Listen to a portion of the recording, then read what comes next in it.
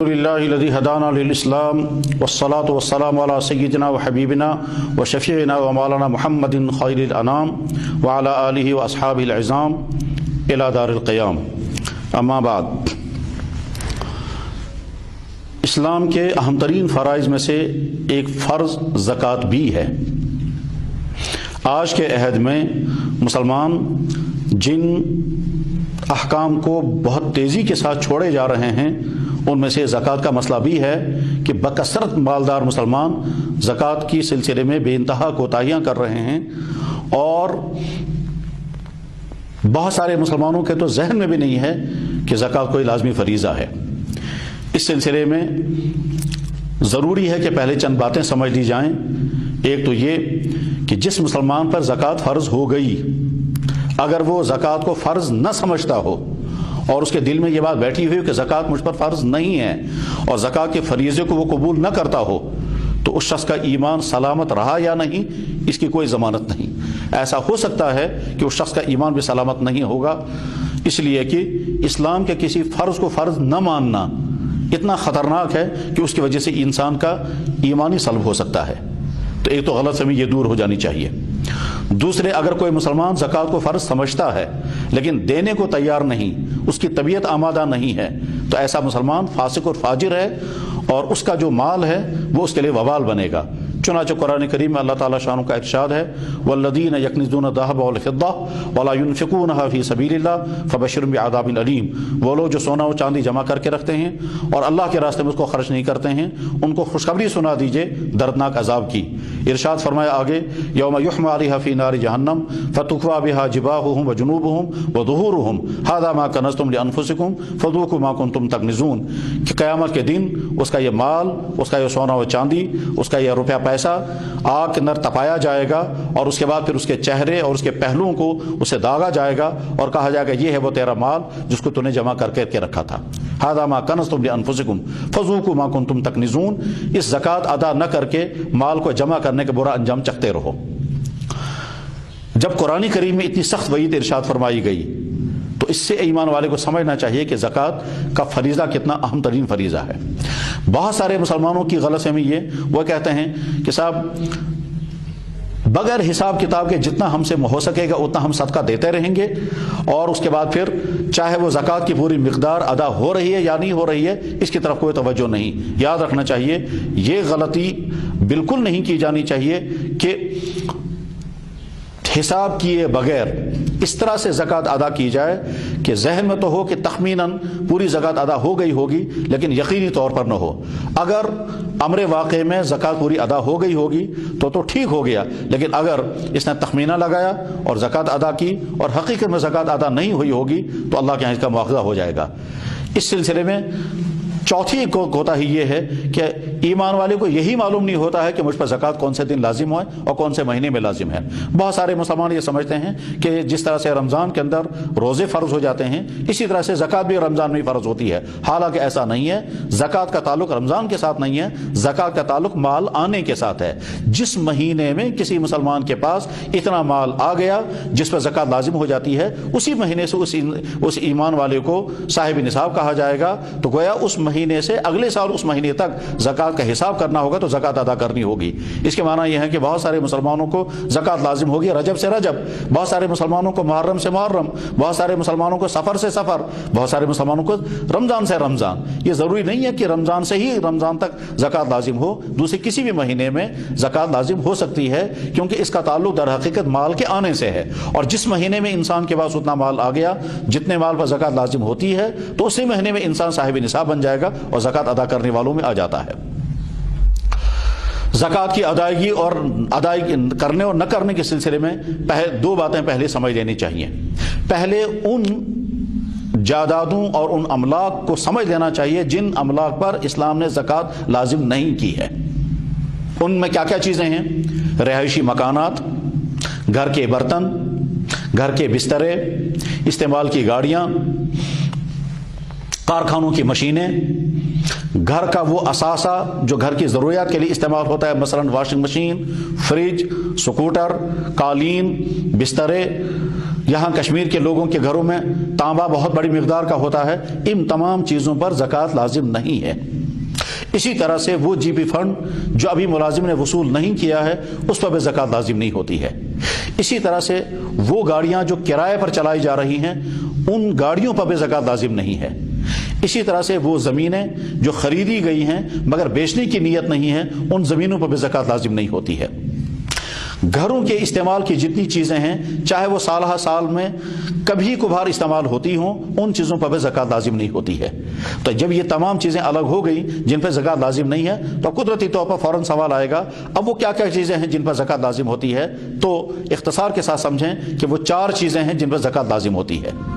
Number 1 سونا، number 2 چاندی، number 3 تجارتی مال، نمبر 4 کرنسی۔ یہ 4 چیزیں تو وہ ہیں جو عام طور پر ہمارے گھروں کے اندر پائی جاتی ہیں۔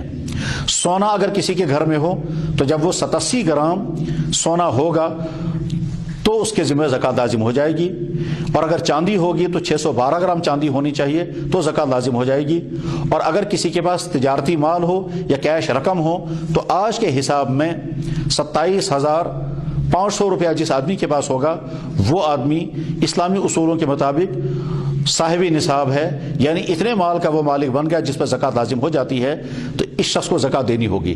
جس کے دکان میں تجارتی مال ہے اگر وہ 27,000 یا اس سے زیادہ کا مال ہے تو اس پر بھی زکوٰۃ لازم ہو جاتی ہے۔ تو یہ 4 چیزیں ہیں جن پر زکوٰۃ لازم ہوتی ہے: سونا، چاندی، کرنسی اور تجارتی مال۔ ان 4 چیزوں میں سے کسی کے پاس 2 چیزیں ہوں گی، کسی کے پاس 1 چیز ہوگی، کسی کے پاس 4 چیزیں ہوں گی۔ بہرحال ہر مسلمان کو چاہیے کہ وہ حساب کر کے دیکھے کہ میرے پاس سونا اگر ہے تو کتنا ہے اور مجھے زکوٰۃ کتنی دینی ہے۔ سونا چاہے مرد کے پاس ہو چاہے عورت کے پاس ہو، چاہے زیورات کے ہوں چاہے وہ مہر کا ہو، چاہے وہ استعمال میں آتا ہو یا استعمال کے بغیر ہو، بہرحال اس پر زکوٰۃ لازم ہے۔ اسی طرح سے چاندی زیورات کی شکل میں ہو یا وہ بسکٹ کی شکل میں ہو اس پر بھی زکوٰۃ لازم ہوتی ہے۔ تجارتی مال جو دکانوں میں ہو یا گوداموں کے اندر ہو تجارتی مال پر بھی زکوٰۃ لازم ہوتی ہے۔ البتہ زکوٰۃ کی ادائیگی میں اتنا پہلے کرنا ہوگا کہ اگر کسی شخص کے پاس رقم موجود ہے تو یہ دیکھنا ہوگا کہ اس کے ذمہ قرضہ تو نہیں ہے۔ اگر قرضہ ہوگا تو قرضہ وضع کر لینا ہے، اور قرضہ وضع کرنے کے بعد باقی جو رقمیں ہیں ان پہ زکوٰۃ ادا کرنی ہوگی۔ مثلا کسی آدمی کے گھر میں 5 لاکھ روپے، کسی آدمی کی دکان میں 5 لاکھ روپے کا مال ہے، اس نے یہ دیکھا کہ میرے ذمہ قرضہ جو ہے وہ 2 لاکھ روپے کا ہے، تو اس کا مطلب یہ ہے کہ اس انسان کو صرف 3 لاکھ روپے کی زکوٰۃ ادا کرنی ہے۔ زکوٰۃ کی مقدار صرف 2.5% ہے، یعنی 100 روپے میں 2.5 روپیہ، 1 لاکھ روپے میں 2.5 ہزار روپے، اور 1 کروڑ روپے میں 2.5 لاکھ روپے زکوٰۃ ادا کرنی ہو 2.5%، اور وہ بھی کب؟ جب پورا سال گزر جائے۔ یعنی کسی مسلمان کے پاس جب یہ مال آ گیا، یہ پیسہ آ گیا، تو جس مہینے میں یہ پیسہ آ گیا اس مہینے کو ذہن میں رکھنا ہے، اگلے سال وہی مہینہ وہی تاریخ جب آئے گی اس تاریخ میں دیکھے گا کہ میرے پاس کتنا بچا ہوا پیسہ ہے، اس پیسے کے 2.5% اس کو زکوٰۃ ادا کرنی ہے۔ مثلا فرض کرتے ہیں ایک آدمی کو 5 رجب کی تاریخ میں اس کے پاس 1 لاکھ روپے آ گیا اور یہ 1 لاکھ روپے کا مالک بن گیا۔ اب 5 رجب سے یہ صاحب نصاب ہے، اگلے سال 5 رجب کو یہ دیکھے گا کہ اس پورے سال میں نے کھانا بھی کھایا، کپڑے بھی بنائے، ضروریات بھی پوری کی، گھر میں کوئی بیمار ہوا اس کے دوائیوں کا انتظام بھی کیا، خرچے بھی کیے، غرض یہ کہ پورے سال میں آمد اور صرف کا سلسلہ چلتا رہا۔ اگلے سال 5 رجب کو یہ دیکھے گا میرے پاس کتنی رقم موجود ہے، وہ جتنی رقم موجود ہوگی اس پر زکوٰۃ لازم ہوگی۔ اگر اگلے سال 5 رجب کو 27,000 سے کم رقم بن چکی ہے تو اس کا مطلب یہ ہے کہ زکوٰۃ دینے والوں کی کیٹیگری سے نکل چکا ہے، یہ غریبوں کی فہرست میں داخل ہو گیا، اس کے ذمہ زکوٰۃ لازم نہیں رہی۔ لیکن اگر اگلے سال 5 رجب کو اس کے پاس 27,000 1 لاکھ روپے پچھلے سال 5 رجب کو تھا، اور اگلے سال 5 رجب کو جتنی رقم ہوگی چاہے وہ 1 لاکھ سے کم ہو 1 لاکھ سے زیادہ ہو، 1 لاکھ سے زیادہ ہوگا تو جو زائد رقم ہے اس کا سال گزارنا شرط نہیں ہے، اب اس پورے پہ اس کو زکوٰۃ دینی ہوگی۔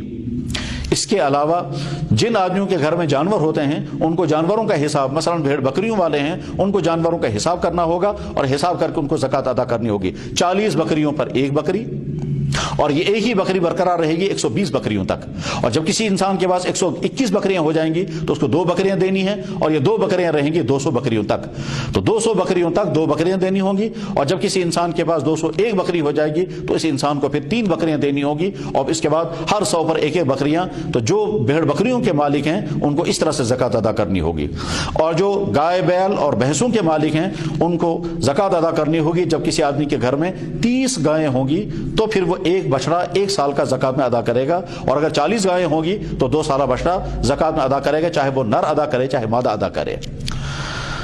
زکوٰۃ لازم ہونے کی ایک اور چیز ہے، وہ ہے زمین۔ زمین اگر کسی انسان نے خریدی ہے تاکہ مکان بنائے، اس زمین پر زکوٰۃ لازم نہیں۔ اگر کسی انسان نے زمین خریدی ہے تاکہ اس میں دکان بنائے تو اس پر بھی زکوٰۃ لازم نہیں۔ اور اگر کسی انسان نے زمین خریدی تاکہ اس میں اناج اگائے یا باغ لگائے، اس پر بھی زکوٰۃ لازم نہیں ہے۔ اور اگر کسی انسان نے زمین خریدی اور خریدتے وقت نیت یہ تھی کہ میں یہ زمین بیچوں گا اور رقم وصول کروں گا، تو اس صورت میں اس زمین کی قیمت فروخت پر زکوٰۃ لازم ہوگی۔ مثلا ایک شخص نے زمین کا ایک کنال خریدا 20 لاکھ روپے کا، اور اب اس سال اس کی قیمت مثلا 25 لاکھ روپے بن گئی ہے، تو اس کو 25 لاکھ روپے کی مالیت کی زکوٰۃ ادا کرنی ہوگی۔ جس آدمی نے زمین خریدی اناج اگانے کے لیے یا پھل اگانے کے لیے، تو اس اناج اور پھل میں عشر ادا کرنا لازم ہو جاتا ہے، اور عشر کی مقدار ہے 10%۔ جس زمین سے اناج یا پھل نکل رہا ہے، اگر اس زمین میں پانی استعمال ہو رہا ہے بغیر کسی پیسوں کے خرچوں کے، تو اس صورت میں زمین کے پیداوار میں سے 10واں حصہ ادا کرنا ہوگا، یعنی 10 کلو میں سے 1 کلو، 10 پیٹیوں میں سے 1 پیٹی، 10 بوریوں میں سے 1 بوری، 10 ٹینوں میں سے 1 ٹین۔ اور اگر زمین کی سینچائی میں پانی خرچ کرنا پڑتا ہے اور اس پر پیسے خرچ ہوتے ہیں، چاہے وہ بورنگ کے ذریعے سے، چاہے وہ گورنمنٹ کی نہروں کا پانی لینا پڑتا ہو اور اس کا آبیانہ بھرنا پڑتا ہو، تو اس صورت میں نصف عشر لازم ہوتا ہے، یعنی پھر 10 بوریوں میں سے 1 بوری نہیں بلکہ 20 بوریوں میں سے 1 بوری۔ ویسے جو زمین سے اناج اگانے والے لوگ ہیں وہ، اور جو باغوں سے پھل اگانے والے ہیں وہ، ان تمام حضرات کو چاہیے کہ وہ کسی مستند عالم اور مفتی کے پاس اپنا سارا حساب کتاب پیش کریں اور پھر ان سے معلوم کریں کہ مجھے کتنی زکوٰۃ ادا کرنی ہے اور کتنی وضع ہوگی۔ ہمارے یہاں باغوں میں مسئلہ عام طور پر رہتا ہے کہ زکوٰۃ جو ہے وہ باغ بیچنے والے کو دینی ہے یا باغ خریدنے والے کو۔ تو اس سلسلے میں اصول یاد رکھنا چاہیے کہ جس وقت باغ میں پھل آ رہا ہے، اگر وہ اس وقت باغ مالک کے پاس تھا تو زکوٰۃ مالک کی عشر مالک کی ذمہ لازم ہوگا، اور اگر وہ بیچ چکا تھا خریدار کی ذمہ، تو اس صورت میں خریدار کی ذمہ عشر لازم ہوگا۔ عشر کی ادائیگی میں باغ کے اندر اترے ہوئے پھل کی جو مالیت ہے وہ اسی پہ عشر لازم ہوگا۔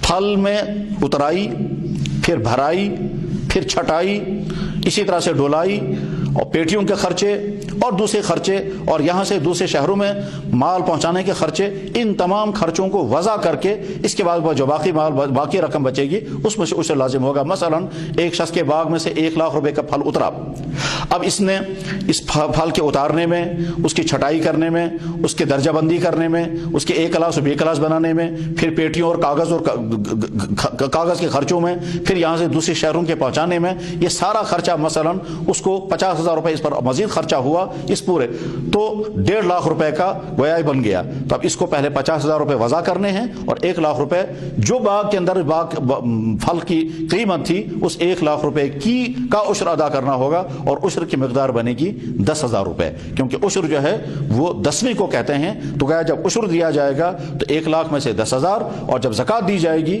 تو 1 لاکھ روپے میں سے 2,500 روپے۔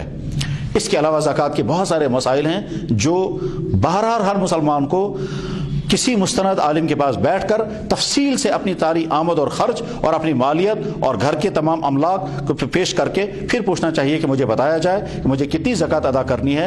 اور آخری بات یہ ہے کہ اللہ کے نبی علیہ الصلوۃ والسلام نے ارشاد فرمایا کہ زکوٰۃ کے ادا کرنے سے مال کبھی کم نہیں ہوگا۔ چنانچہ 1400 سال کی تاریخ میں ایک مسلمان بھی ایسا نہیں ہے جو یہ کہہ سکے کہ زکوٰۃ کی ادائیگی کی وجہ سے مجھ پر غربت آ گئی، زکوٰۃ کی ادائیگی کی وجہ سے میں مفلوق الحال ہو گیا، زکوٰۃ کی ادائیگی کی وجہ سے میرا مال گھٹ گیا۔ بظاہر تو ہمارے حساب سے مال گھٹتا ہے، مگر حقیقت میں مال گھٹتا نہیں ہے، مال بڑھتا ہے۔ چنانچہ 1 سال زکوٰۃ ادا کر کے دیکھیں، اسی ڈیٹ کو اگلے سال دیکھیں، آپ کا مال یقیناً بڑھ چکا ہوگا۔ جب اللہ کے نبی علیہ الصلوۃ والسلام کی پیشن گوئی ہے تو آنکھ بند کر کے اس کو ماننا چاہیے۔ 1400 سال کی تاریخ یہی بتاتی ہے۔ اللہ تعالیٰ شانہ ہر مالدار مسلمان کو خوشی کے ساتھ زکوٰۃ ادا کرنے کی توفیق عطا فرمائے۔ وآخر دعوانا الحمدللہ رب العالمین۔